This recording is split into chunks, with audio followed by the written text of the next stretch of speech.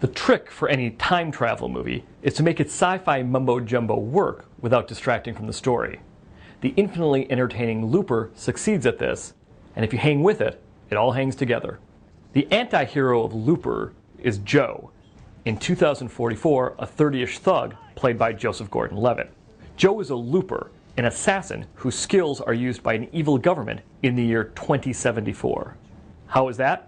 Well, though time travel hasn't been invented in 2044, it is available 3 decades later. When someone needs to be killed in the future, to avoid mess, they're zapped back to the past. There, in a cornfield, Joe waits with a gun until his victim appears. Then he shoots him.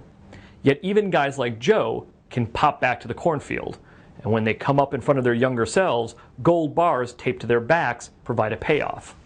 It's at this point in the movie that writer-director Rian Johnson flips the deck, and not for the last time. In a long montage, we see Joe age into a 60-year-old tough played by Bruce Willis. Then we're back in 2044 as young Joe lifts his gun and realizes his next victim is himself. Willis's older Joe has come back to 2044 to stop a terrifying presence who will become a threat 3 decades later. The problem is that in 2044, the target is still a 5-year-old boy. That's a twist right out of The Terminator, but it turns out to be one more cool level to Looper. Simply describing the plot gets confusing.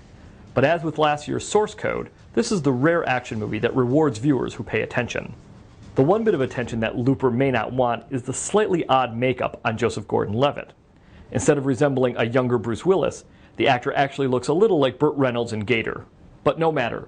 Gordon-Levitt is flinty, and Willis, bringing his A-game, is fiery.